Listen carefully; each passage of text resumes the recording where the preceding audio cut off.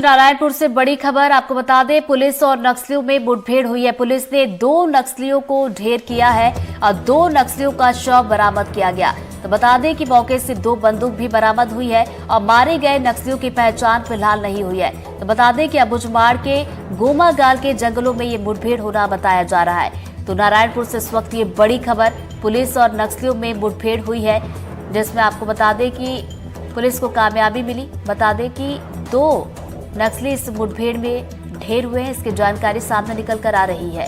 तो बड़ी खबर नारायणपुर से आपको बता दें कि हाल फिलहाल में नक्सलियों की तरफ से उत्पात मचाया जा रहा है, मौजूदगी नक्सली अपनी तरफ से दर्ज करवा रहे हैं। और इस बीच नारायणपुर से बड़ी खबर है, पुलिस और नक्सलियों के बीच मुठभेड़, ये जानकारी सामने निकल कर आ रही है। तो अबुझमाड़ के गोमागाल के जंगलों में ये मुठभेड़ है और मारे गए जो नक्सली हैं, बताया जा रहा है कि उनकी पहचान फिलहाल नहीं हो पाई है, लेकिन मौके से 2 बंदूक बरामद किए गए, साथ ही साथ 2 नक्सलियों का शव भी मौके से बरामद किया गया। तो देखिए, पुलिस को कामयाबी मिली है, 2 नक्सलियों को यहाँ पर ढेर किया गया है।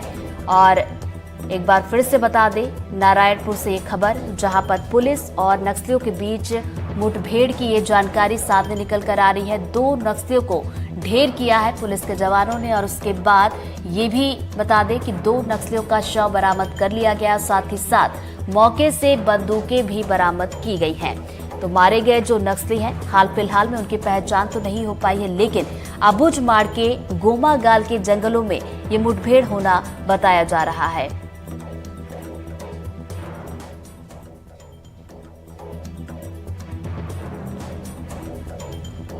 और इसी खबर पर ज्यादा जानकारी के साथ हमारे सहयोगी विकास हमारे साथ फोन लाइन पर जुड़ गए हैं। विकास, क्या मुठभेड़ ये अभी भी जारी है? क्या कुछ अपडेट आपके पास?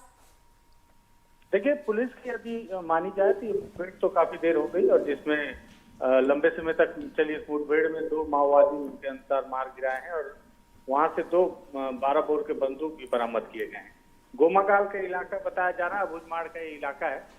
लेकिन वहीं ओरछा में जो ग्रामीण आंदोलन में बैठे हैं, उन्होंने भी सुबह से ही ये पुलिस पर ये आरोप लगाया इसी इलाके में जो 3 ग्रामीण सेल्फी लेने के लिए जंगल में गए हुए थे, उस दौरान पुलिस की गोलाबारी में 1 ग्रामीण घायल हुआ है और 2 लापता है। ऐसा आरोप हालांकि ग्रामीणों ने लगाया, जिस पर पुलिस की तरफ से कोई बयान नहीं आया है। लेकिन पुलिस ने जो जानकारी दी है, उनके आधार पर 2 माओवादियों को उन्होंने मार गिराया और लंबे समय से उस इलाके में सर्चिंग की जा रही थी और लगातार सर्चिंग के दौरान माओवादियों ने हमला किया, ऐसी जानकारी भी पुलिस ने दी है। फिलहाल जो मारे गए माओवादी हैं, उनकी शिनाख्त नहीं हो पाई है।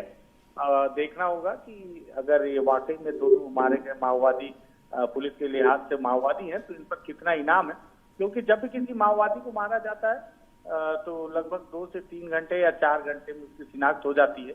बहुत कम ऐसे मामले आते हैं जब किसी माओवादी की शिनाख्त नहीं हो पाती है। आपको बताऊं, बीते दिनों गरियाबंद में भी एक महिला माओवादी घायल हुई थी एक मुठभेड़ में और उसकी शिनाख्ती भी बहुत कम समय में कर ली गई थी कि वो चिलगेर की निवासी, बीजापुर की निवासी।